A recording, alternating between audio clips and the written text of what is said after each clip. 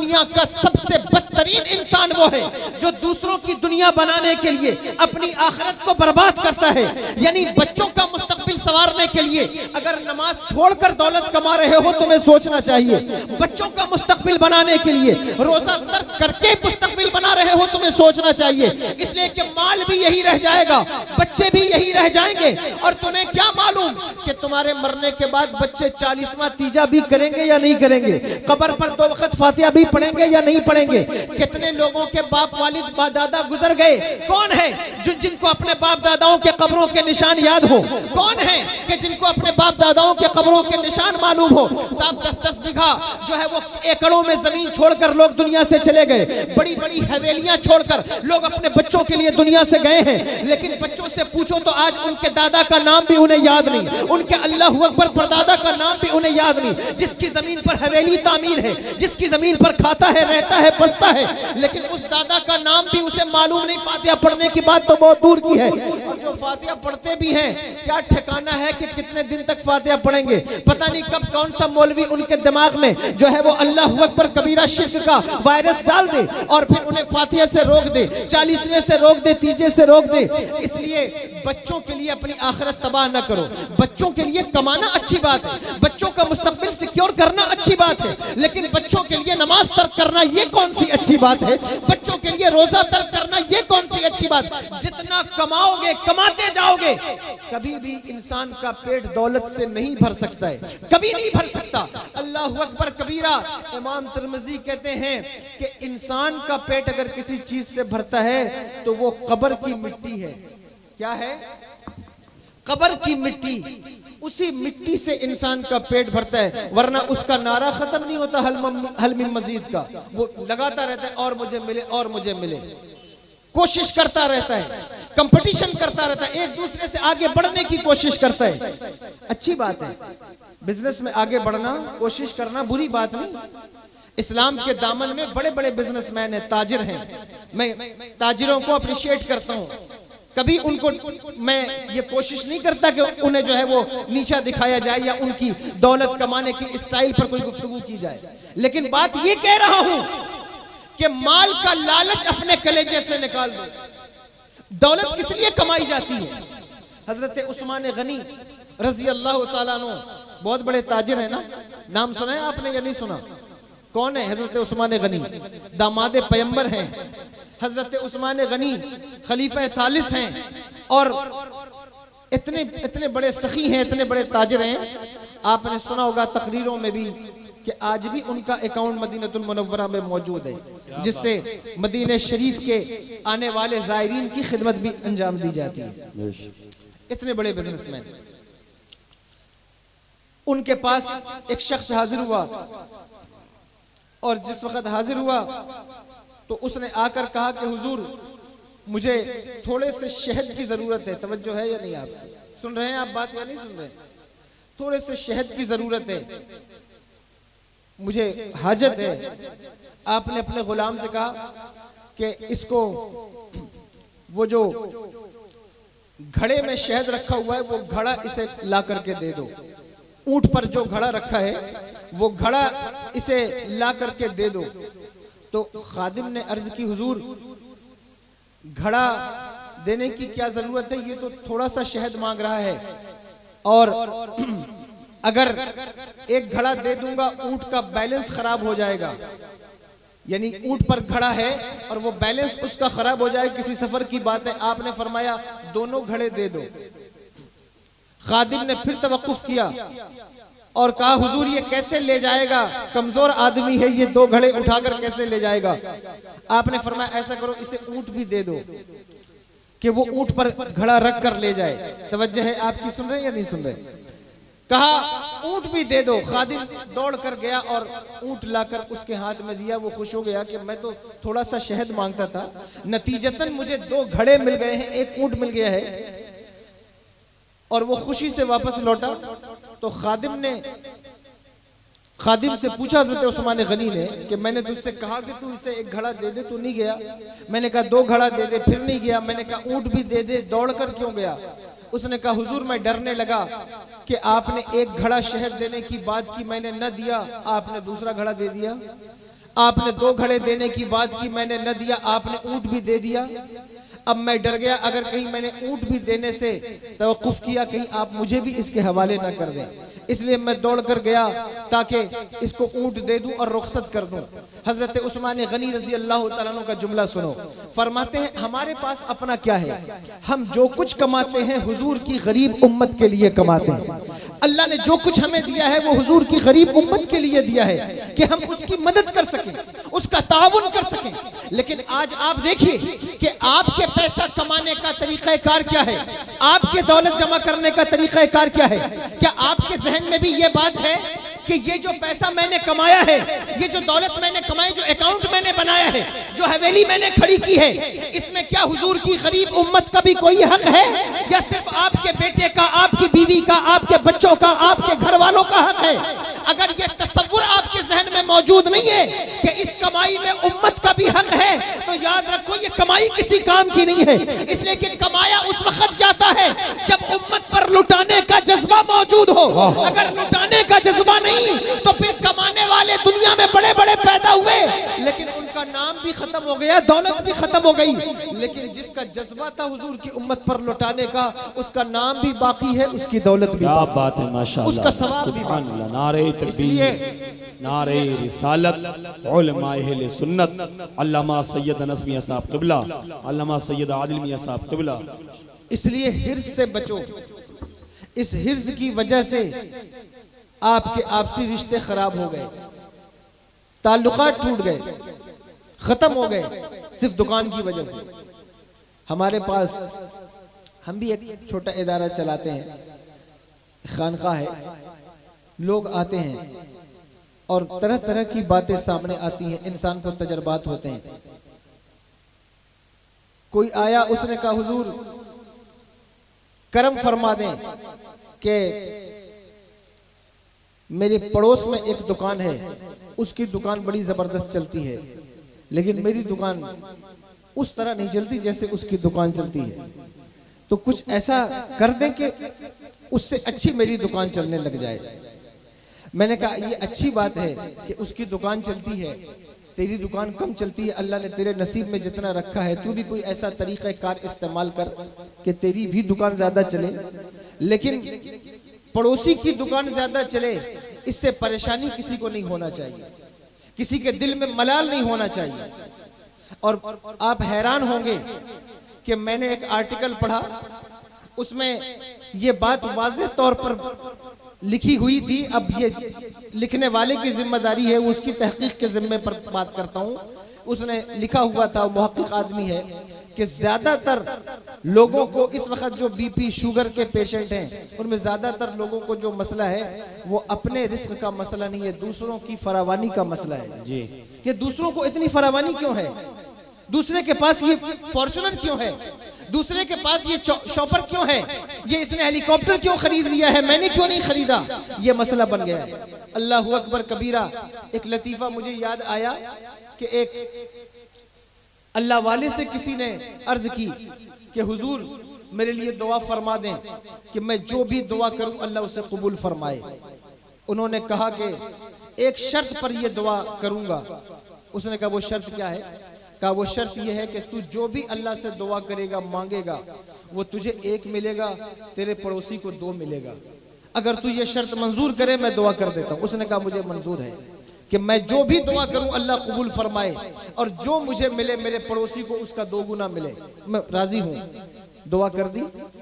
जब उसने अल्लाह से मांगा कि या अल्लाह मुझे एक अच्छा घर अता फरमा, उसको 1 घर मिला, उसके पड़ोसी को 2 घर अल्लाह ने अता फरमाए। अब इसकी परेशानी शुरू हो गई। इसने कहा ये तो मसला बन जाएगा कि मेरे पास 1 घर दुआ करने वाला मैं, दुआ के लिए वली के पास जाने वाला मैं, लेकिन तरक्की मुझसे ज्यादा पड़ोसी की हो रही है। फिर दुआ की या अल्लाह मुझे एक अच्छी बीवी अता फरमा। इसको 1 बीवी मिली, उसके पड़ोसी को 2 बीवियां अल्लाह ने अता फरमा दी। अब इसका मसला शुरू हो गया, परेशान होता गया। अब जब कोई नतीजा ना निकला तो इसने कहा अब पड़ोसी को सबक सिखाने का क्या तरीका होगा। उसने कहा या अल्लाह मेरा 1 हाथ टूट जाए। इसका 1 हाथ टूटा, पड़ोसी का दोनों हाथ टूट गया, तो इसको सुकून मिलना शुरू हुआ। अब ये एक लतीफा है, अब उसको सुकून मिलना शुरू हुआ कि ये अच्छी बात है, यानी लोग अपने नुकसान पर कम परेशान हैं, दूसरों की तरक्कियों पर ज्यादा परेशान हैं। ये किस बुनियाद पर है? ये कंपटीशन, ये अल्लाहु अकबर कबीरा सिर्फ हिर्स की बुनियाद पर, तमा की बुनियाद पर, लालच की बुनियाद पर। वरना अगर इंसान कनात करना सीख जाए, इंसान तवक्कुल करना सीख जाए, तो नमाज भी वक्तों पर अदा हो, रोजे भी वक्तों पर रखे जाए, तरावी भी वक्त पर हो, और इबादत का सारा सिस्टम अपने वक्त पर आ जाए, अगर आप तवक्कुल करना सीख जाए। लेकिन तवक्कुल हमारी जिंदगी से चला गया, कनात हमारी जिंदगी से चली गई। हम कंपटीशन करना चाहते हैं, और अल्लाहु अकबर सहाबा किराम रिज़वानुल्लाहि ताला अलैहिम अजमईन भी कंपटीशन करते थे। कुरान में हुक्म है फस्तबिकुल खैरात का, नेकियों पर एक दूसरे का कंपटीशन करो, अच्छाइयों पर एक दूसरे का कंपटीशन करो। कभी अपने जहन में यह बात सोचा है कि फलां की औरत बड़ी पापर्दा है, मैं भी अपनी बीवी को बड़ा पापर्दा बनाऊंगा। फलां की बेटी बड़ी मुहज्जब है, मैं भी अपनी बेटी को बड़ा मुहज्जब बनाऊंगा। फलां का बेटा आलिम है, मैं भी अपने बेटे को आलिम बनाऊंगा। कभी ये सोचा है फलां 5 वक्त का नमाजी है, मैं भी 5 वक्त का नमाजी बन जाऊं?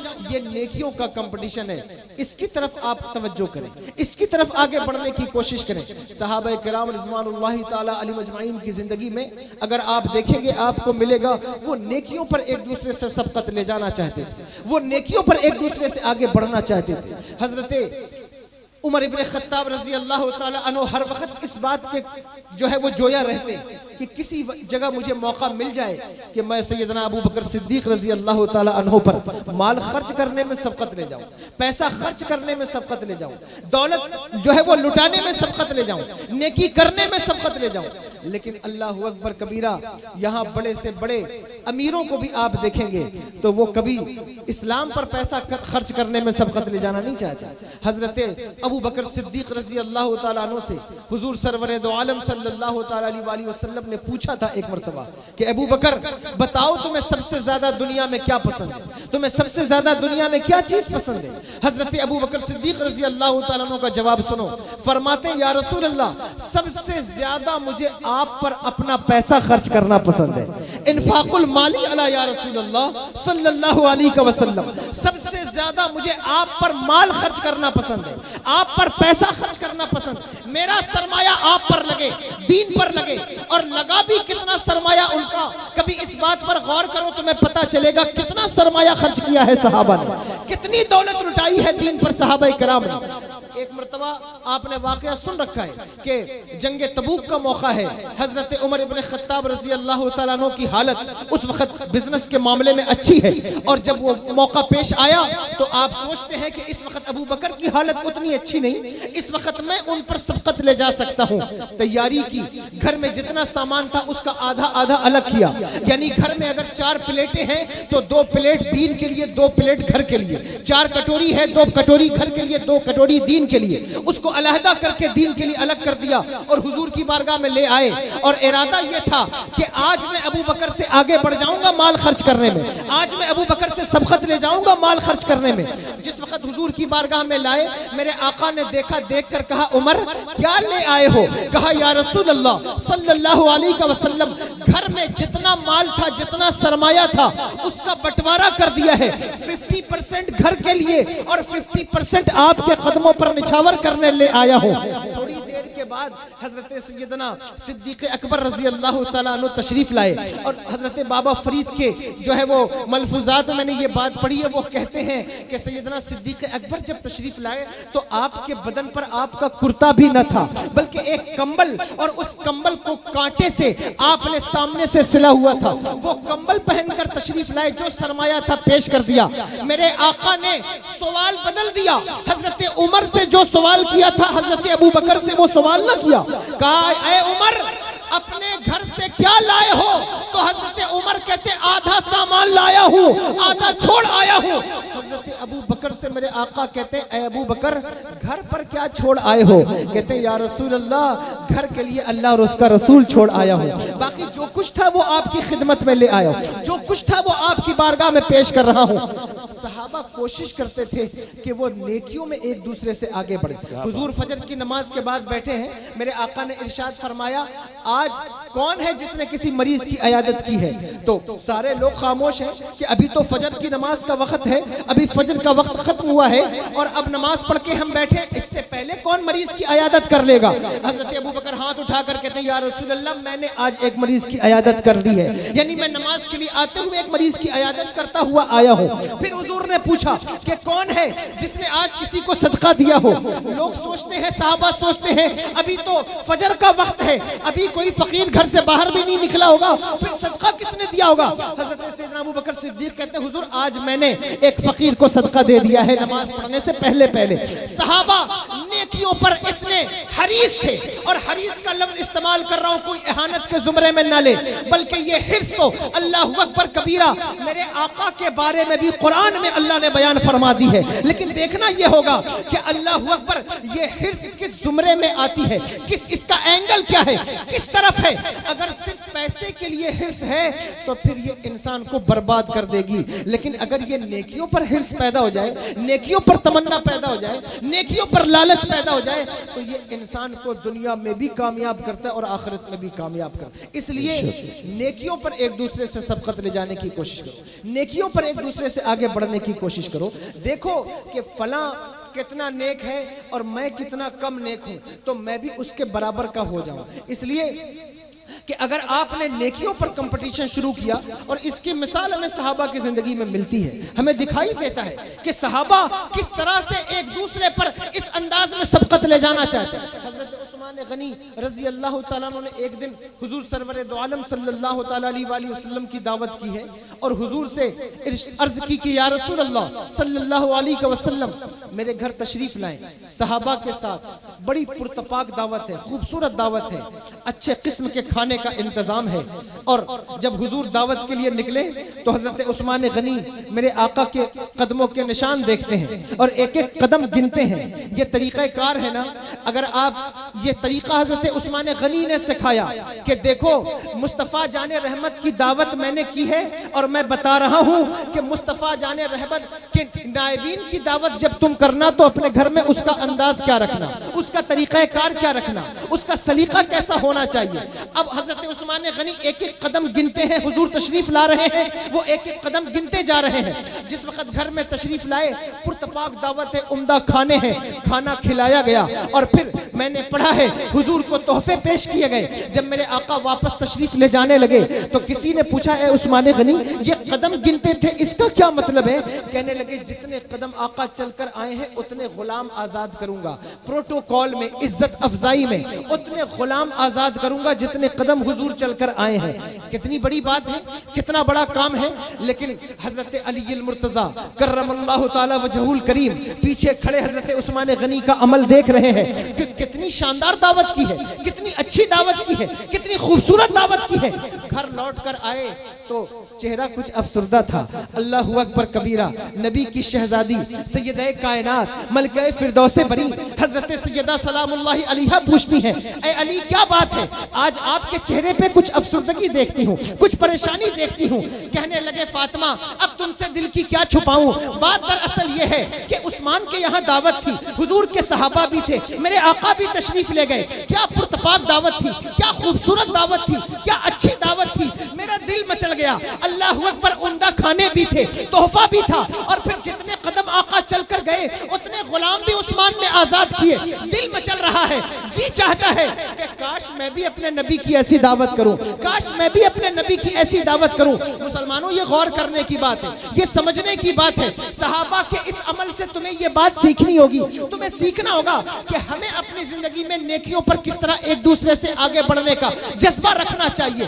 चेहरे जो है वो शौहर के चेहरे पर अफसरदगी देखकर अगर बीवी कुछ ना कर सके तो फिर बीवी होने का फायदा क्या है। मेरी बहनें यहाँ बैठी हैं, अगर शौहर की अफसरदगी पर आप उसे तसल्ली ना दे सकें, अगर आप उसके गम का मदावा ना बन सकें, अगर आप उसके दर्द का मदावा ना बन सकें, तो फिर बीवी होने का फायदा क्या है। देखो मेरी बहनों, ये बात काबिल गौर है, तवज्जो करने वाली बात है। अल्लाह ने आपको जो इज्जत, जो मकाम, जो मर्तबा अता फरमाया है, उसमें आपकी सबसे अहम जिम्मेदारी यह है कि आप अपने शौहर का दिल इस तरह खुश करें, इस तरह खुश करें कि शौहर आपसे राजी हो जाए।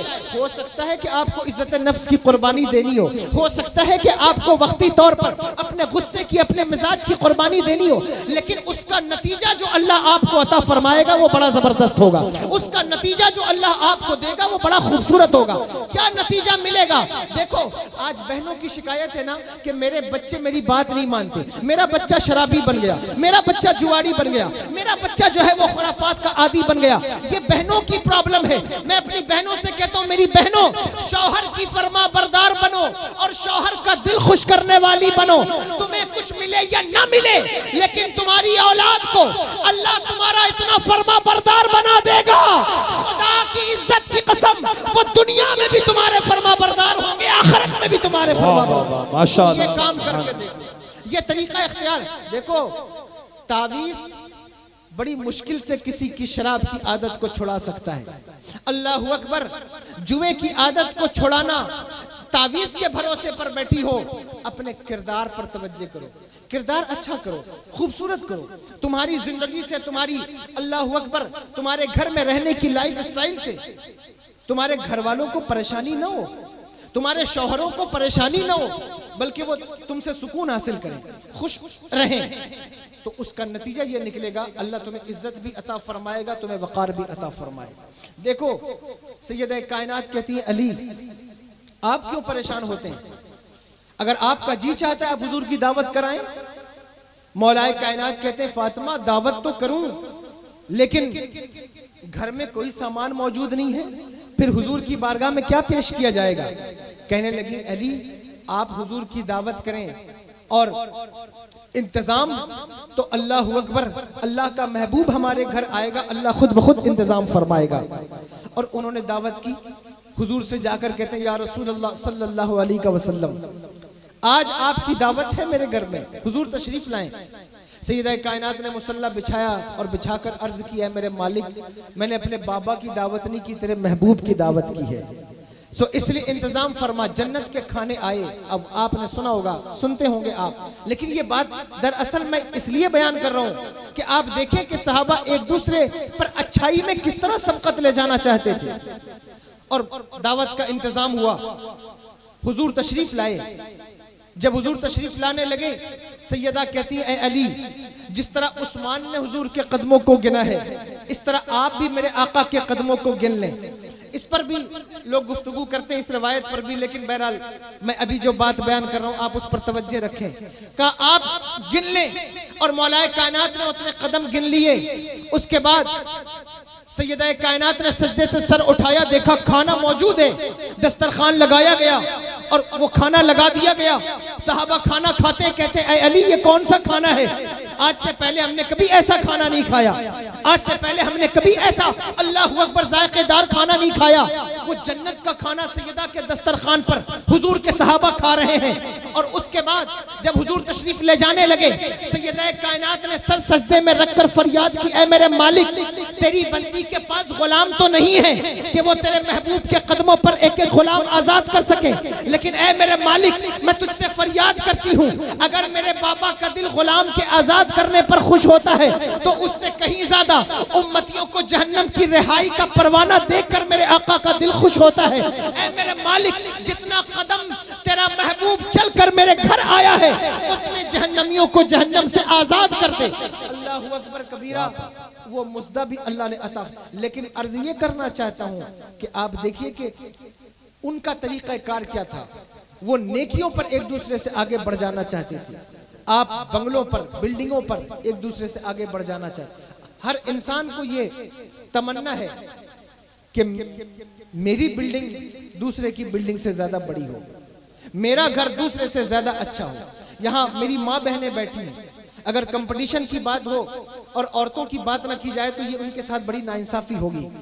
इसलिए ये कहता हूं कि मेरी माँ बहनों, खुदा के लिए अगर कंपटीशन का शौक है तो नेकियों में एक दूसरे पर कंपटीशन करो। कोशिश करो कि तुम नेकियों में एक दूसरे से आगे बढ़ जाओ। नेकियों में एक दूसरे से आगे बढ़ोगी, उसका नतीजा क्या निकलेगा? अल्लाह तुम्हें जो औलाद देगा वो शराबी नहीं होगी, वो जुआरी नहीं होगी, वो तुम्हारी नाफरमान नहीं होगी। देखो फलस्तीन की बच्चियों को, देखो फलस्तीन के बेटों को। ये वक्त है ना, हर औरत को चाहिए, मर्द को चाहिए कि वो फलस्तीनियों से इबरत हासिल करें, उससे अल्लाह अकबर वो अपने जहन को, अपने दिल को माइल करें नेकियों की तरफ। कैसे वो लोग हैं, कैसी माएँ हैं जिन्होंने अपने बच्चे तो पैदा किए हैं, लेकिन वो इतने बहादुर हैं कि जमाना गुजर गया, फलस्तीन की जमीन पर अगर अमन देखा जाए तो मेरे पास डेटा मौजूद है कि कितना जमाना है जो उस पर अमन का गुजरा है, लेकिन अल्लाह अकबर, आज तक किसी एक फलस्तीनी की आवाज सुनाओ जो ये कहता हो कि हम फलस्तीन में रहना नहीं चाहते, हम तंग आ गए हैं, थक गए हैं, हम चाहते हैं कि फलस्तीन छोड़कर भाग जाएं।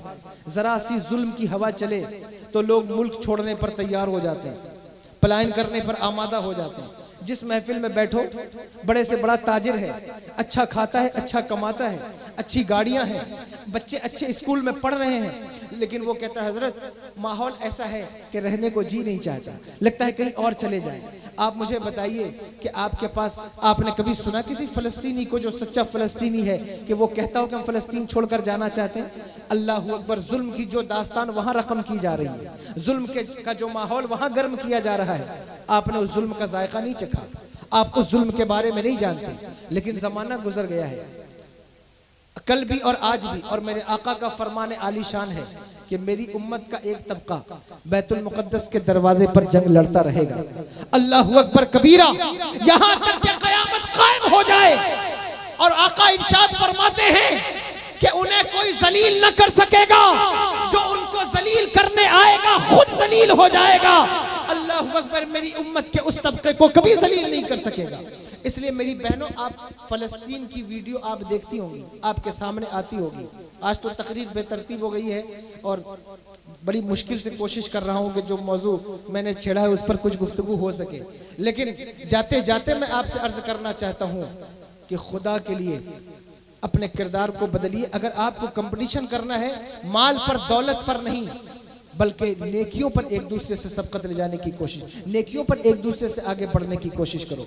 औरतों का किरदार इस्लाम के सिलसिले में कितना अहम है, इस पर अगर गुफ्तगू की जाए तो काफ़ी वक्त जाएगा। बस इतना कहना चाहता हूँ, अगर आज बहनों का किरदार संवर जाए तो नतीजतन बच्चे खुद ब खुद नमाजी बन जाएंगे, खुद ब खुद इबादत गुजार बन जाएंगे, खुद ब खुद फरमा बरदार बन जाएंगे। लेकिन ज़रूरत है कि माँ बहनों का किरदार अच्छा हो, वो गहनों पर, फैशन पर और जो है वो अपनी चीज़ों पर एक दूसरे से कंपटीशन करने के बजाय नेकियों पर एक दूसरे से कंपटीशन करें। रमज़ान आता है, पहले ये माहौल था कि हमारी माएँ, हमारी दादियाँ अल्लाह अकबर एक दूसरे पर कुरान पढ़ने पर कंपटीशन करती थी कि तुम्हारा कुरान ज़्यादा ख़त्म हुआ है या मेरा कुरान ज़्यादा ख़त्म हुआ है। लेकिन अब वो दौर भी रुखसत हुआ है, अब लोगों को कुरान पढ़ने का भी मौका नहीं, कुरान पढ़ने की भी फुर्सत नहीं।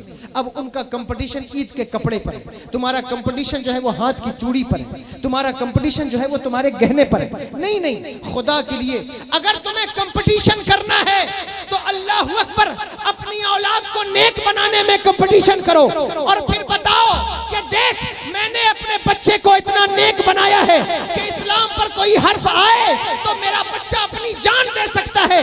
अगर औरतों कंपटीशन का शौक है तो अल्लाह अकबर कबीरा, इस्लाम की उन औरतों को देखो जिन्होंने अपनी औलाद तो पैदा की लेकिन उन्हें अपने बुढ़ापे का सहारा ना बनाया, बल्कि उन्होंने कोशिश की कि मेरी औलाद इस्लाम पर कुर्बान कर दी जाए, मेरी औलाद इस्लाम पर ज़बाह कर दी जाए।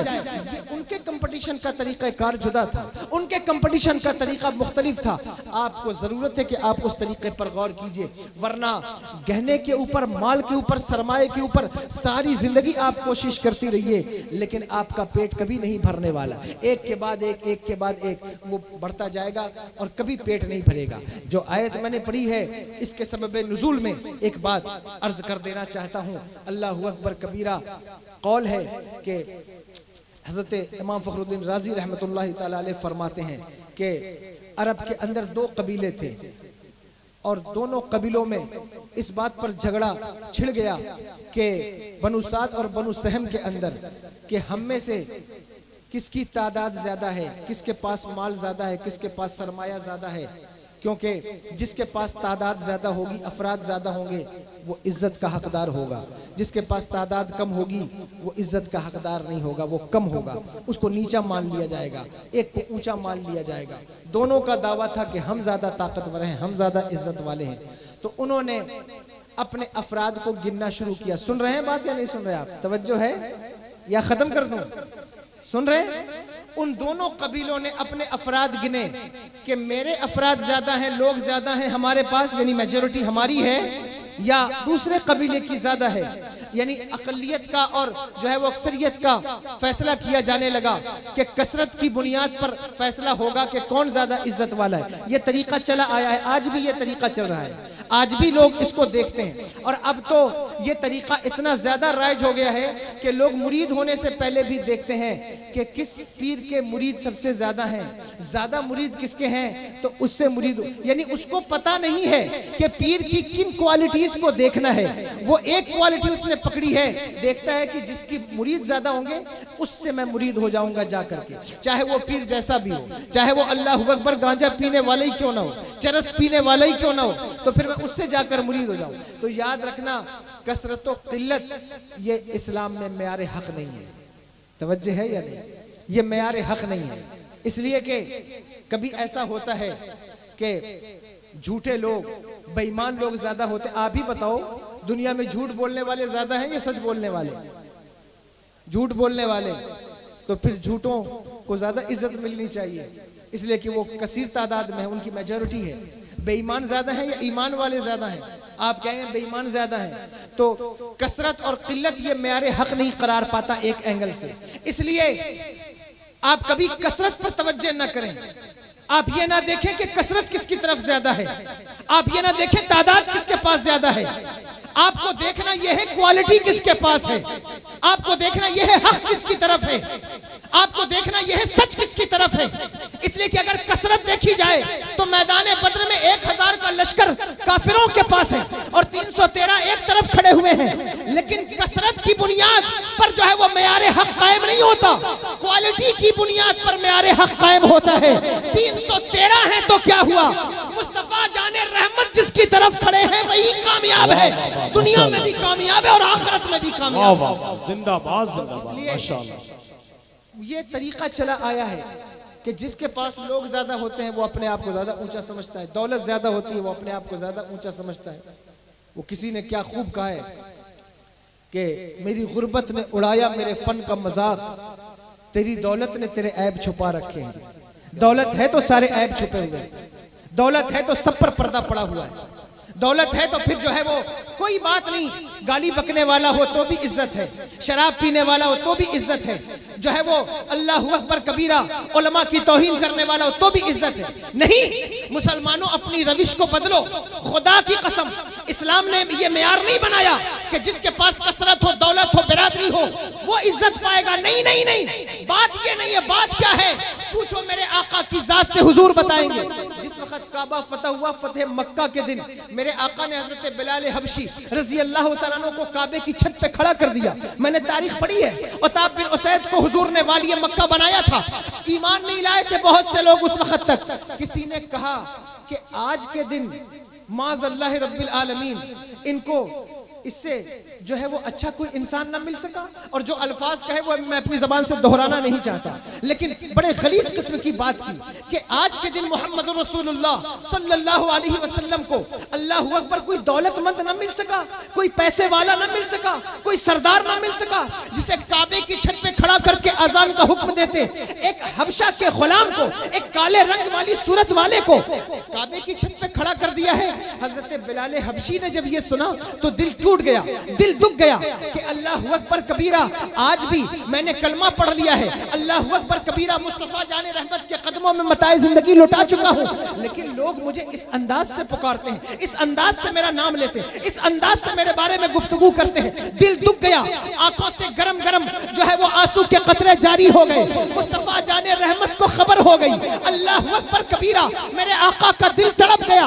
अभी हुजूर कुछ कहना चाहते थे कि मशीयत खुदाबंदी ने अल्लाहु अकबर हजरत जिब्रील अमीन को भेज दिया और हजरत जिब्रील अमीन हाजिर होकर कहते, या रसूल अल्लाह, आप इरशाद फरमा दें कि इज्जत का मेयार कसरत की बुनियाद पर नहीं है, इज्जत का मेयार दौलत की बुनियाद पर नहीं है, इज्जत का मेयार बिरादरी की बुनियाद पर नहीं है, फिर किस बुनियाद पर है? का इन्ना अकरम अक्रमकुम इंदल्लाहि अत्काकुम। अल्लाह के यहाँ इज्जत का मेयार तकवे की बुनियाद पर है, क्वालिटी की बुनियाद पर है। जो जितना मुत्तकी है, जो जितना परहेजगार है, उतना ही ज्यादा इज्जत वाला है। होता है तो होता रहे गांव का चौधरी, होता है तो होता रहे गांव का प्रधान, सरपंच होता रहे, कोई जो है वो विधायक होता रहे, लेकिन इस्लाम के अंदर ये तरीका नहीं है कि जो जितनी बड़ी पोस्ट पर होगा उसको उतनी ज्यादा इज्जत दी जाएगी। नहीं नहीं, जो जितना मुत्तकी होगा उसको उतनी इज्जत दी जाएगी, जो जितना परहेजगार होगा उसको उतनी इज्जत दी जाएगी। अपनी इस रविश को ठीक करो और इस रविश को अच्छा करने की कोशिश करो। आज तरीका कार हमारा ये बन गया, हम इज्जत भी उनको देते हैं जिनके पास पैसा है, जिनके पास दौलत है, और चाहे वो जानी हो, चाहे वो शराबी हो, झूठे हो, मक्कार हो, फिर भी इज्जत उन्हीं को मिलती है। उसका नतीजा क्या निकलता है? कौम के बच्चे देखते हैं कि दौलत कमाना सबसे बड़ी बात है, सरमाया कमाना सबसे बड़ी बात है। वो क्यों? इसलिए कि अगर दौलत कमाने के बाद शराब भी पीते रहेंगे, इज्जत में कोई फर्क नहीं आएगा। दौलत कमाने के बाद बदकारी करते रहेंगे, इज्जत में कोई फर्क नहीं आएगा। दौलत कमाने के बाद लोगों को गालियां देते रहेंगे, इज्जत में कोई फर्क नहीं आएगा। इसलिए बेहुदा और आबाश लोगों को इज्जत देना बंद करो, मुत्तकियों को इज्जत दो, मुत्तकियों की दावत करो। मेरे आका ने नहीं इरशाद फरमाया, ला याकुल तामका इल्ला तकी, तेरा खाना ना खाए मगर मुत्तकी इंसान, और दोस्ती मत करो मगर परहेजगारों से। लेकिन तुम्हारी दोस्तियां हैं औबाशों से, दोस्तियां हैं गुंडों से, बदमाशों से। साहब किस बुनियाद पर, किस वजह से? इसलिए कि अगर बदमाशों से गुंडी जो है वो गुंडों से हमारी दोस्ती नहीं होगी तो मुसीबत के वक्त में हमारे काम कौन आएगा? कोई हमारा कॉलर पकड़ेगा, हमें छुड़ाएगा कौन? इसलिए शादी हो तो गुंडों को बुला लो, ब्याह हो तो बदमाशों को सबसे पहले बुला लो। क्यों बुला लो? सब दौलत वाला है, भले ही जानी है, भले ही शराबी है, भले ही जुआरी है, उसको बुलाओ, उसको प्रोटोकॉल दो, इज्जत दो, तकरीम दो। साहब एक औबाश आता है शादी में, गुंडा, गाली बकने वाला, ज़िना करने वाला, शराब पीने वाला, पूरे लोग उसके इर्द गिर्द ऐसे नाचते हैं जैसे कितने बड़े पीर साहब आ गए हों कि सारे लोग उन्हीं के इर्द गिर्द नाच रहे हैं। ये क्यों करते हो? ये किसने तुम्हें सिखाया? ये इस्लाम का तरीका कार नहीं है। तुम क्या समझते हो कि बेहूदों और औबाशों को इज्जत दोगे और वो मुसीबत में तुम्हारे काम आएंगे? नहीं नहीं, मुसीबत में कोई किसी के काम नहीं आता। अगर मुसीबत में किसी को ढूंढना चाहते हो तो बरेली के ताजदार ने तरीका दिया, गमज़दों को रज़ा मुस्तदीजे के है, बेकसों का सहारा हमारा नबी। अगर मुसीबत के वक्त में सहारा ढूंढोगे तो नबी तुम्हारे सहारा है। इसलिए नेकियों की तरफ तवज्जो करो, नेकों की तरफ तवज्जो। ऐसे लोगों को अपनी दावत में बुलाओ, ऐसे लोगों को इज्जत दो जो सिर्फ सरमाया नहीं रखते बल्कि तकवा भी रखते हैं, परहेजगारी भी रखते हैं, 5 वक्त के नमाजी भी हैं। अब तो कंडीशन यह है कि जलसों के इश्तिहार भी अगर आप पढ़िए तो उसमें मुअज़्ज़िज़ीन शहर के नाम पढ़िए ऊपर से नीचे तक, तो आपको उसमें 2-4 अदद जो है वो आपको शराबी, गाली बकने वाले, ज़बान के खराब लोग मिल जाएंगे। और मोहल्ले का तहज्जुद गुजार का नाम आप कभी नहीं देखेंगे पोस्टर में, उसका भी नाम दिया गया। अगर आप मोहल्ले के 5 वक्त के नमाजी को अपनी महफिल में आगे बैठाएंगे तो आपके बच्चे नमाजी बनेंगे। और अगर आप महफिल में, शादी में, वलीमे में, रिसेप्शन में जो है वो कौम के गुंडों और औबाशों को आगे बैठाएंगे तो आपके बच्चे भी गुंडे और औबाश बनेंगे। इसलिए अल्लाहु अकबर, कसरत की तरफ मत जाओ, क्वालिटी की तरफ जाओ। कसरत की तरफ मत जाओ, क्वालिटी की तरफ जाओ और कोशिश करो कि तुम्हारे समाज और मुआशरे में नेक लोगों की पैदाइश हो सके, नेक लोग पैदा हो सके, नेकियों पर सबकत कर सकें। बस थोड़ी देर और दरूद शरीफ पढ़ें। अल्लाह रब्बु मुहम्मदिन सल्लल्लाहु अलैहि वसल्लम नैनो इबादु मुहम्मदिन सल्लल्लाहु अलैहि वसल्लम सल्लु अलैहि सलातु व सलाम अलैका या रसूल अल्लाह सल्लल्लाहु तआला अलैहि वसल्लम। मैंने पहले ही कहा था कि जिस वक्त हो जाए मुझे बता दें, इशारा कर दें, मैं ख़त्म कर दूँ। मैं बस ख़त्म करने ही जा रहा हूँ और मैं जो बात आपसे अर्ज़ कर रहा हूँ यकीन जानिए, आपने जो भी माहौल बनाया, लेकिन मैंने कोशिश की कि मैं कुछ देर आपसे गुफ्तगू कर सकूँ। मुझे मालूम है कि मैं जो है वो सलीकावार गुफ्तगू नहीं कर सका हूँ, लेकिन जो बात भी मैंने अर्ज़ की है वो काबिल गौर है, आपको उस पर गौर करना चाहिए। उन दोनों गिरोहों के अंदर लड़ाई हो गई कि कौन ज्यादा कसरत वाला है, किसके पास अफराद ज्यादा हैं। उन्होंने अपने लोगों को गिना, एक एक करके गिना। गिनते गिनते जब एक की तरफ लोग ज्यादा हो गए, एक की तरफ कम हो गए, तो उन्होंने अपने मुर्दों की कब्रों को गिना। तवज्जो है, मुर्दों की कब्रों को गिना कि उनको भी काउंट करके वो उसमें ऐड कर सकें। अल्लाहु अकबर कबीरा। उस वक्त ये आयत नाजिल हुई, अल्हाकुमुत तकासुर हत्ता सुरतुमुल मकाबिर, तुम्हें गाफिल रखा माल की कसरत तलबी ने, यहाँ तक कि तुमने कब्रों का मुंह देखा, तुम गाफिल रहे।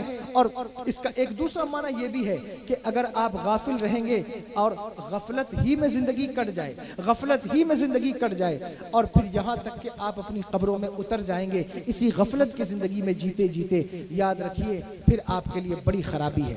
इसलिए आओ उससे पहले अपना मुहासबा करो, उससे पहले अपना मुहासबा करो, अपनी जिंदगी को बदलो, अपनी जिंदगी में तब्दीली लाओ।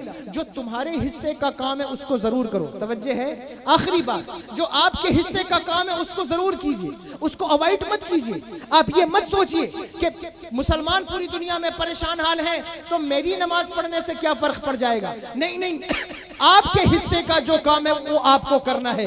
तब्दीली लाने वाली जात अल्लाह की जात है, वो बदलेगा निजाम को, वो बदलेगा अल्लाहु अकबर माहौल को, लेकिन कोशिश आपको करना है। अगर आज मुसलमानों के ऊपर मुसीबत का वक्त है, मुसलमानों तुम क्या कर सकते हो? जो लोग गजा में फलस्तीन में कट रहे हैं, मिट रहे हैं, अल्लाहु अकबर, जिनके बच्चे यतीम हो रहे हैं, आप उनके लिए क्या कर सकते हैं? आपके पास करने के लिए क्या है? आप सोचते हैं हम मजबूर हैं, हम यहाँ बैठकर क्या करें और हम कौन सी तब्दीली लाएं? एक तब्दीली आपको लानी चाहिए। वो तब्दीली क्या है? वो तब्दीली ये है कि आप अपनी मस्जिदों को आबाद कीजिए। अगर आप चाहते हैं कि मस्जिद अक्सा को अल्लाह तहफ़्फ़ुज़ फराहम करे, अपनी मस्जिदों को आबाद करो। देखो, तुम्हारे एक काम करने से ये तुम्हारे हिस्से का काम है, तुम हिंद की सरजमीन पर करोगे, लेकिन खुदा की कसम इससे फायदा पूरे मुसलमानों को मिले। क्यों? बगदाद की सरजमीन पर एक बढ़ई था, नज्जार। बढ़ई जानते हो कौन? जो लकड़ी का काम करता है। उसने अखरोट की लकड़ी से एक मेंबर बनाया, एक मेंबर बनाया, बड़ा खूबसूरत मेंबर था जो मस्जिद में मेंबर लगाया जाता है। वो मेंबर बनाया, मेंबर बनाकर तैयार किया। उस मेंबर की इतनी शोहरत हुई, इतनी शोहरत हुई कि लोग उसे देखने आते थे कि कितना खूबसूरत मेंबर है। ऐसी कारीगरी की कि लोगों ने उसकी कीमत लगाना शुरू की। लेकिन वो मेंबर बेचने से इनकारी था, मेंबर बेचने को तैयार ही न था। कोई सोचता कि मैं खरीद कर ले जाऊं, अपने शेख साहब की मस्जिद में लगाऊं, कोई सोचता मैं ले जाऊं अपने पीर साहब की मस्जिद में लगाऊं, लेकिन वो बेचने के लिए रवादार ही नहीं, बेचने को तैयार ही नहीं। लोग परेशान हो गए कि इतनी कीमत लगाई गई, इतना सरमाया दिया गया, लेकिन तू मेंबर नहीं बेचता। एक शख्स की अना का मसला बन गया। उसने कहा मैं तुझे सोने से तोल दूंगा, लेकिन ये मैं मेंबर जरूर खरीदूंगा।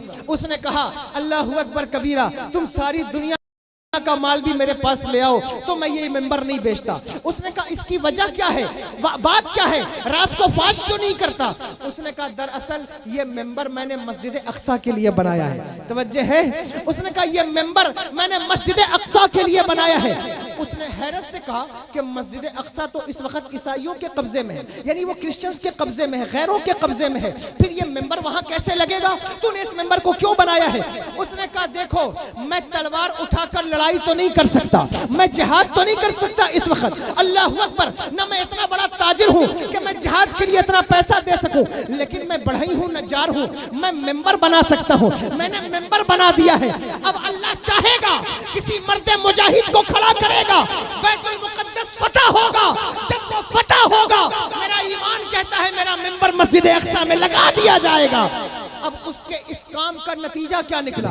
उसके इस काम का नतीजा क्या निकला? 8 साल का बच्चा बगदाद में चलते फिरते जब उसने ये बात सुनी तो उसके दिल में इश्क की अंगड़ाई ने अल्लाह अकबर करवट ली और उसने कहा अगर बगदाद की सरजमीन पर किसी ने मेंबर बनाया है तो ये 8 साल का बच्चा उससे वादा करता है, अल्लाह ने जिंदगी दी तो ये बच्चा इस मेंबर को मस्जिद अक्सा में नस्ब करेगा। और फिर उस बच्चे ने अपनी जिंदगी के नौजवानी के अय्याम में बैतुल मुकद्दस को फतह किया। उस बच्चे का नाम सुल्तान सलाहुद्दीन अय्यूबी है, जिसने उस मेंबर को मस्जिद अक्सा में नस्ब किया। पता चला अपने अपने हिस्से का काम हम सबको करना चाहिए। जो काम आपके हिस्से का है उसे करना शुरू करो। मेरी बहनों, पर्दे की पाबंदी ये तुम्हारे हिस्से का काम है। मेरी बहनों, औलाद की तरबियत ये तुम्हारे हिस्से का काम है। मेरी बहनों, अल्लाहु अकबर नेकियों पर सबकत ले जाना ये तुम्हारे हिस्से का काम है। मेरे भाइयों, मस्जिदों को भरना ये तुम्हारे हिस्से का काम है। अल्लाहु अकबर कबीरा, इल्म की तरफ आना, उलमा की तरफ रग़बत रखना, ये तुम्हारे हिस्से का काम है। दीन पर सरमाया खर्च करना, ये तुम्हारे हिस्से का काम है। और तुम अपने हिस्से का काम करो, हम अपने हिस्से का काम करें, औरतें अपने हिस्से का काम करें। अल्लाह चाहेगा दुआएं कबूल होंगी, इनकलाब आएगा। जालिम का चेहरा पहले भी कुचला जा चुका है, फिर कुचला जाएगा। इस्लाम का झंडा लहराएगा और खुदा की इज्जत की कसम जुल्म करने वालों का चेहरा काला हो जाएगा। अल्लाह चाहेगा तो इंशाअल्लाह तबारक व तआला अल्लाह हमारे क़िबला अव्वल की हिफाजत फरमाएगा। हम दुआ करते हैं अल्लाह हमारे क़िबला अव्वल की हिफाजत फरमाए, लेकिन हमें जो काम करना है वो दौलत में कंपटीशन नहीं करना, वो जो है वो रियाकारी में कंपटीशन नहीं करना। हमें किस बात पे आगे बढ़ना है? हमें आगे बढ़ना है नेकियों में, हमें आगे बढ़ना है तक़वे में, परहेजगारी में। इन चीज़ों में अगर हम आगे बढ़े, कोशिश की, तो अल्लाह इसका बदला हमें ज़रूर अता फरमाएगा। मैं अपनी बात को ख़त्म कर रहा हूँ और माज़रत चाहता हूँ कमेटी से कि उन्होंने मुझसे यहाँ बैठने के, मैं इतना बड़ा खतीब तो नहीं हूँ कि आप मेरे बैठने के बाद मुझसे कहें कि आप इस पर गुफ्तगू कर दें। खतीब होता शायद तो भी ना कर पाता, मैं इतना तालिब इल्म हूँ। लेकिन बहरहाल उन्होंने मुझसे जो कहा, मैंने कोशिश की कि मैं उस पर कुछ गुफ्तगू करूँ। अल्लाह तबारक व तआला से दुआ है अल्लाह मेरी इस गुफ्तगू में कोई गलती हो गई उसे माफ़ फरमाए, और अगर किसी की दिल आज़ारी हो गई हो इब्तदान मैंने जो जुमले कहे उसमें, तो मैं अपने भाइयों से आप सबसे माज़रत ख़्वाह हूँ। लेकिन कोशिश कीजिए कि अपने जलसों की रविश को अच्छा कीजिए। एक मुहज़्ज़ब और सिविलाइज जलसा होना चाहिए कि अग़ियार भी देखें तो उन्हें लगे कि ये मुस्तफ़ा जान रहमत के ग़ुलामों की महफ़िल है, इतने सिविलाइज लोग बैठे हुए हैं। तो आप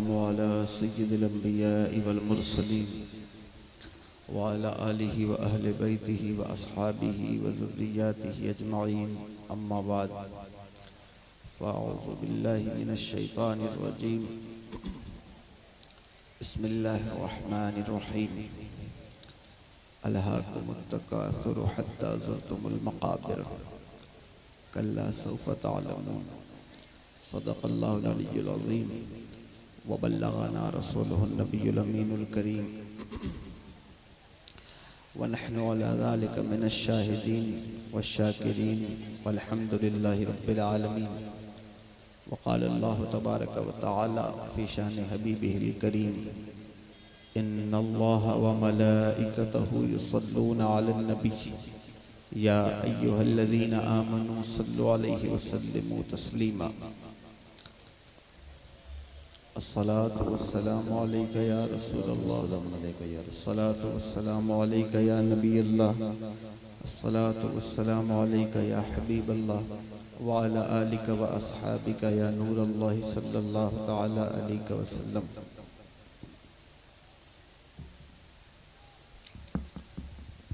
एक मर्तबा बावाज़े बुलंद और दरूद पाक पढ़ें। अल्लाहुम्मा सल्ली अला सय्यिदना वस्सलामु अलैका या रसूलल्लाह, अस्सलातु वस्सलामु अलैका या नबीयल्लाह, अस्सलातु वस्सलामु अलैका या हबीबल्लाह, व अला आलिका व अस्हाबिका या नूरल्लाह सल्लल्लाहु तआला अलैहि वसल्लम। और एक मर्तबा बावाज़े बुलंद दरूद पाक पढ़ें। अल्लाहुम्मा सल्लि अला सय्यिदिना व मौलाना मुहम्मदिन सलातन दाइमतन मक़बूलतन तुअद्दी बिहा अन्ना हक़्क़ल अज़ीम। सल्लु अलैहि सलातन व सलामुन अलैका या रसूलल्लाह सल्लल्लाहु तआला अलैहि वसल्लम। मिंबर शरीफ पर जलवा फराज जुमला उलमाए ज़वील एहतराम, हुफ़्फ़ाज़ किराम, शुअराए किराम, नक़ीब इजलास, मुअज़्ज़ज़ सामीन व हाज़रीन, मुअज़्ज़ज़ ख़वातीन इस्लामिया, अस्सलामु अलैकुम व रहमतुल्लाहि व बरकातुहू। अल्लाह रब्बुल इज़्ज़त का फ़ज़ल है, उसकी दी हुई तौफ़ीक़ से हम और आप आज की इस नशिस्त में हाज़िर हैं। अल्लाह तबारक व तआला हम सब की हाज़िरी को कबूल फरमाए। जितनी ख़वातीन बैठी हैं मेरी माँ बहनें, मैं उनसे कहूँगा कि वो अपने चेहरे पर कपड़ा रखें। पर्दा नाम का लगा हुआ है और इस तरह की बज़्म जो लोग जलसा कराते हैं वो मेरी बात का बुरा ना माने, लेकिन ये मेरे आका सरवर दो आलम सल्लल्लाहु ताला अलैहि वसल्लम के फरमाने आली शान की एक तखरीज हमारे पास पहुँची है कि जहाँ मर्द व ज़न का इख्तिलात हो इस किस्म का, वहाँ रहमत नहीं बल्कि लानत बरसती है। अगर कोई इस बात से इख्तिलाफ करे तो वो मेरी बात से नहीं बल्कि हमारे बुजुर्गों की बात से इख्तिलाफ करेगा। इसलिए आप अपने चेहरे पर पर्दा लगाएं और इत्मीनान से सुकून के साथ बैठें। मुझे आप ही से खिताब करना है। मैं ज़्यादा शोर शराबा करने वालों से खिताब नहीं कर पाता, और अगर संजीदा तबीयत के लोग बैठे हों, कुछ सुनने के आदी हों, समझदार लोग हों, तो कुछ बात इंसान कर सकता है, वरना सारा टाइम आपको चुप कराने और खामोश कराने में निकल जाएगा। इसलिए मुझे आपसे सिर्फ ये गुजारिश करना है कि आप तकरीर सुने या ना सुने, लेकिन जो मेरी बहनें बैठी हैं मैं उनसे गुफ्तगू करना चाहता हूँ। आप खामोशी से बैठ जाएं और शोर ना करें, और जो खड़े होकर के जलसे की नवैयत को ख़राब कर रहे हैं उनसे गुजारिश करूँगा, खुदा के लिए ऐसा मत करो। आपके इलाके में अगर किसी एक घर में शादी हो, एक बारात आए, पूरे गांव वाले मिल करके उस घर की इज्जत की हिफाजत करते हैं, उस घर की इज्जत की हिफाजत का ख्याल करते हैं कि इस घर में बारात आई है, मेहमान नवाजी में कोई कमी ना हो। ऐसा करते हैं या नहीं करते? करते हो या नहीं करते? फिर जहाँ हुजूर की महफिल मिलाद मुनक्किद हो वहाँ हुजूर की बारात आती है, यानी मेरे आका कौनैन के दूल्हा तशरीफ़ लाते हैं। उस महफिल की पाकीज़गी, उसकी मतानत, संजीदगी का ख्याल अगर आप नहीं करेंगे फिर और कौन करेगा। इसलिए अपनी महफिलों को ऐसे बेआबरू न करें कि जिसका कोई ज़ब्त ही बाकी ना हो। सिर्फ कैमरे लगाने से, मोबाइल लगाने से, पंडाल बड़ा लगाने से जलसा कामयाब नहीं होता। दिल में अखलास हो और महफिल के आदाब का पास हो तो उस जलसों की बरकतें इंसान को मिलती हैं। और अगर सिर्फ तफरीह के लिए आप सोचते हैं कि हम उछलते रहेंगे, जैसे जी में आएगा वैसे सुनते रहेंगे, ये तरीक़ाकार अहले सुन्नत वल जमात का नहीं है और न ये मसलक आला हज़रत का तरीक़ा है जी। इसलिए इसको अपनी ज़िंदगी में नाफिज करें। जलसा आपकी इस्लाह के लिए होता है।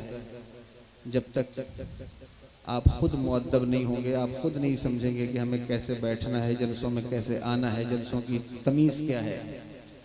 ख्वाह वो मजलिस में बैठे हुए लोग हों या मेंबर पर बैठे हुए लोग हों, हम सब की जिम्मेदारी है कि हमें जलसों का एहतराम करना चाहिए। अपने किरदार से, अपने तौर तरीक़ों से, अपनी फुरूअत से ये बात ज़ाहिर करनी चाहिए कि हम ये एक मुअद्दब जगह पर बैठे हुए हैं। मेरी बात का बुरा ना माने, मैं आपका छोटा भाई हूँ, लेकिन इस वक्त तबलीग की जिम्मेदारी मेरे ज़िम्मा है। मैं ये बात आपसे इसलिए अर्ज़ कर रहा हूँ। कितने सारे नौजवान बैठे हैं जिनके सर पर टोपियाँ नहीं हैं। किसी ने इनको बताया नहीं ऐशाबाद से कि बगैर टोपी लगाए जलसे में क्यों बैठे हुए हो, और पान गुटखा खा के पैर फैला के ये कोई जलसे में बैठने का तरीका है? कोई इस तरह आका की महफिल में बैठता है? इस तरह तुम अपने ससुर के सामने नहीं बैठते होगे, ससुराल वालों के सामने भी ऐसे बैठने की आदत नहीं होगी जिस तरह हुजूर की महफिल में बैठने लग गए हो।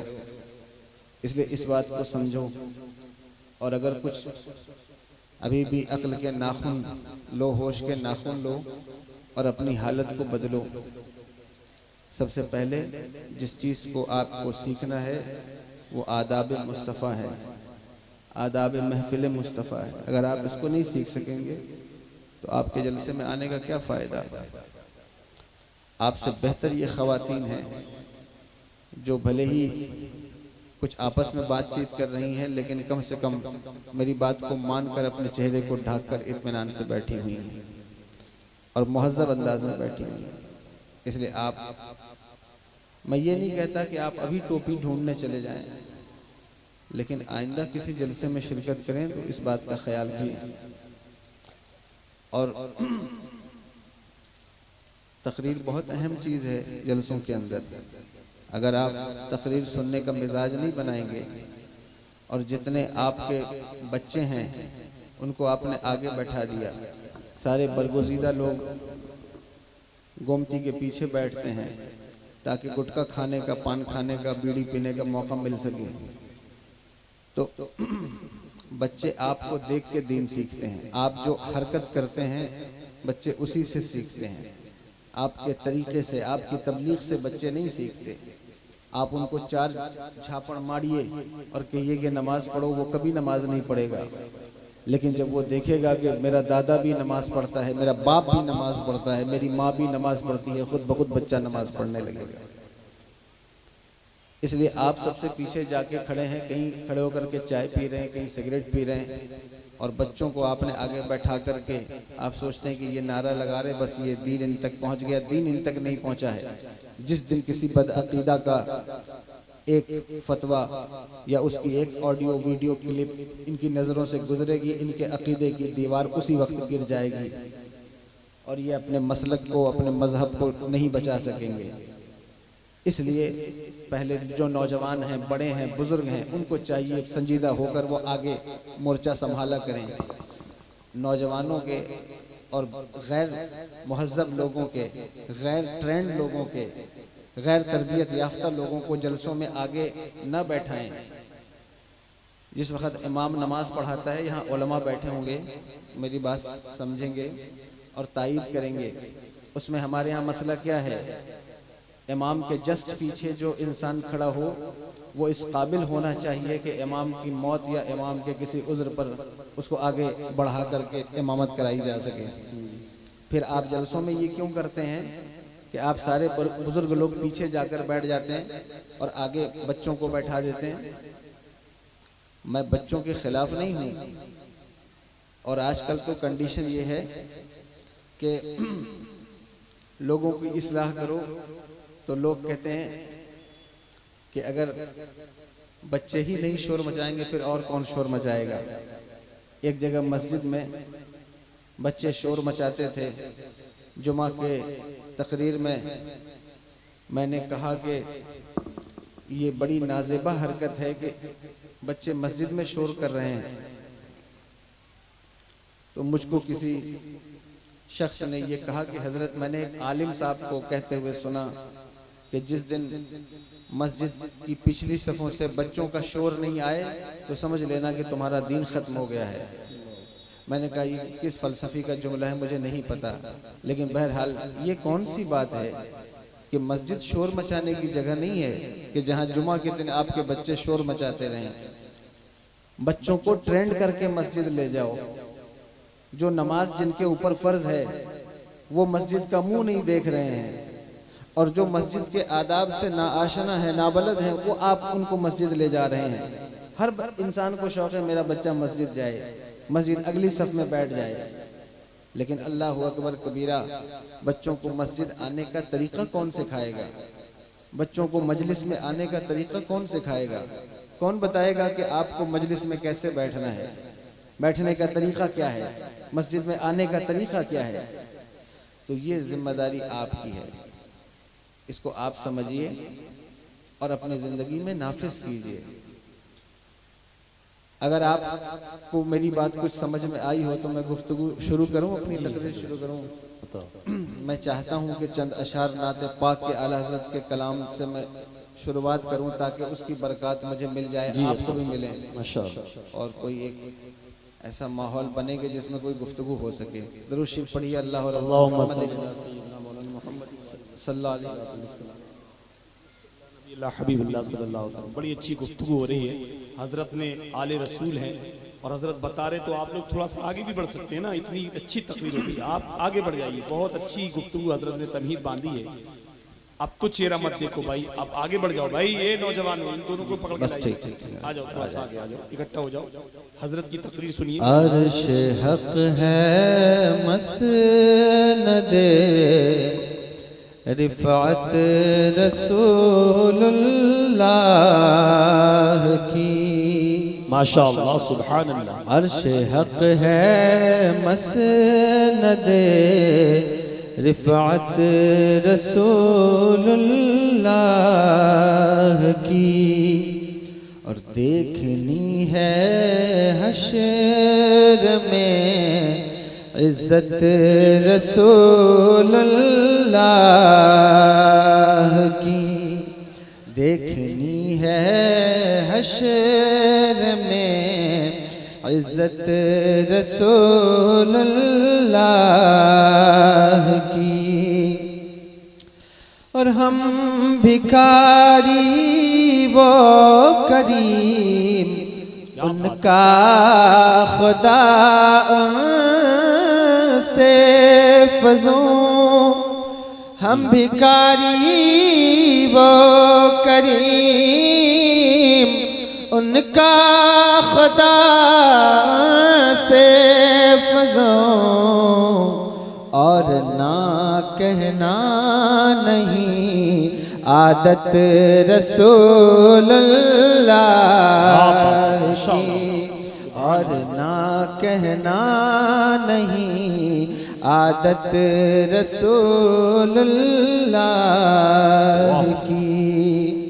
क्या बात है। अल्लाह रब्बिल अर्श जिसको जो मिला से मिला, ला रब्बिल अर्श जिसको जो मिला से मिला, बढ़ती है कौनैन में नेमत रसूलुल्लाह की, बढ़ती है कौनैन में नेमत रसूलुल्लाह की। क्या बात है, माशाअल्लाह। और वो जहन्नम में गया जो उनसे मुस्तग़नी हुआ, वो जहन्नम में गया उनसे जो मुस्तग़नी हुआ, है खलीलुल्लाह को हाजत रसूलुल्लाह की, है खलीलुल्लाह को हाजत रसूलुल्लाह की। अर्श हक है मसनद रिफ़अत रसूलुल्लाह की। क्या बात है, माशाअल्लाह। अर्श हक है मसनद रिफ़अत रसूलुल्लाह की। अच्छा नहीं लग रहा आप लोगों को? नहीं अच्छा लग रहा है? आखिरी शेर मैं मख्ता पेश कर रहा हूँ। माशाअल्लाह, सुभान अल्लाह। ऐ रज़ा खुद साहिबे कुरान है बंदा है हुजूर, ऐ रज़ा खुद साहिबे कुरान है बंदा है हुजूर, तुझसे कब मुमकिन है फिर मिदहत रसूलुल्लाह की, माशाअल्लाह। तुझसे कब मुमकिन है फिर मिदहत रसूलुल्लाह की। अर्श हक है मसनद रिफ़अत रसूलुल्लाह की। 15 मिनट हो गए मुझे, और मुझे 45 मिनट या कुछ ज़्यादा बोलना है। मैंने जो आया मुबारका तिलावत की है, कुरान पाक की एक मशहूर सूरह मुबारका है, उसकी ये इब्तिदाई आयात हैं जो मैंने पढ़ दी हैं। अल्लाह तबारक व तआला ने इरशाद फरमाया कि अल्हाकुमुत्तकासुर हत्ता ज़ुरतुमुल मक़ाबिर, और तुम्हें गाफिल रखा माल की कसरत तलबी। ये तलखीस है जो मैं बयान कर रहा हूँ। वाह वाह वाह, माशाअल्लाह। तुम्हें गाफिल रखा, हट जाइए आप लोग, क्यों जा रहे हैं? आप बैठ जाइए, हज़रत को आने दीजिए। माल की कसरत। नारे तकबीर, नारे रिसालत, मसलके आला हजरत औलादे गौसे आजम पीरे तरीकत रहबरे राहे शरीयत हजरत अल्लामा सैयद अनस मियां साहब क़िबला वास्ती दूला पीरे तरीकत रहबरे राहे शरीयत चमने ज़हरा के फूल जिगर गोशे बुतूल हजरत अल्लामा मुफ्ती सैयद अनस मियां साहब क़िबला वास्ती दूला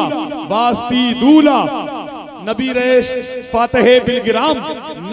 फातहे बिलगिराम शहजादे हुजूर ताहिरे मिल्लत नारे तकबीर नारे रिसालत हजरत अल्लामा सैयद अनस मियां साहिब क़िबला नारे तकबीर। इकट्ठा हो जाइए जो लोग इधर उधर बैठ जाएं। माशाल्लाह मिंबर शरीफ पर हिंदुस्तान की बहुत अजीम शख्सियत चमने ज़हरा के फूल जिगर गोशे बुतूल औलादे रसूल पीरे तरीकत शहजादे हुजूर ताहिरे अहले सुन्नत हजरत अल्लामा मुफ्ती सैयद अनस मियां साहिब क़िबला सज्जाद खानकाए आलिया कादरिया सोगरिया बड़ी सरकार बिलग्राम शरीफ शहजादे हुजूर बादशाह मिल्लत हजरत अल्लामा मुफ्ती सैयद अनस मियां साहिब क़िबला तशरीफ ला चुके हैं। बैठ जाइए सारे लोग मोहब्बत के साथ बैठ जाएं।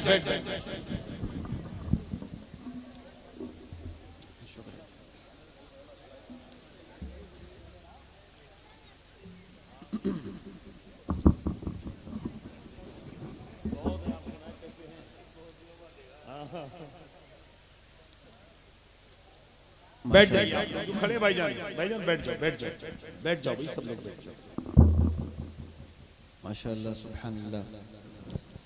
अल्लाह तबारक व तआला हज़रत की उम्र में बरकतें अता फरमाए।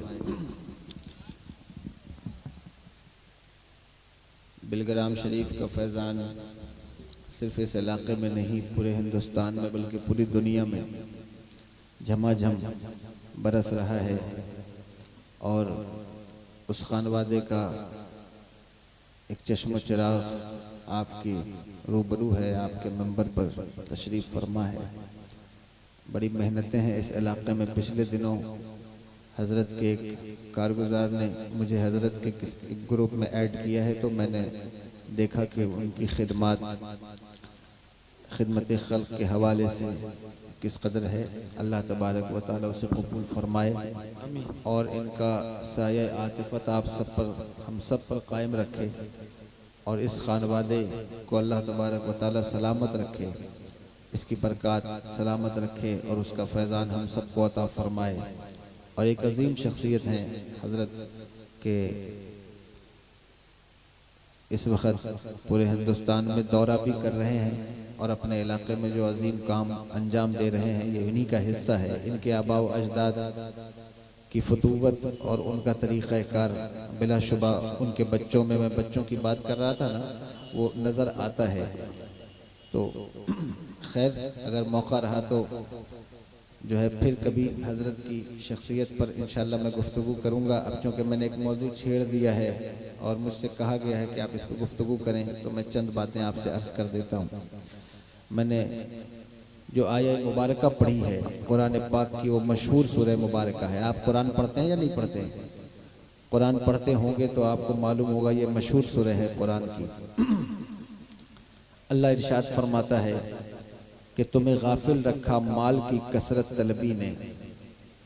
इंसान कई चीज़ों की वजह से गाफिल हो जाता है, उसमें एक बड़ी चीज़ है माल की कसरत तलबी।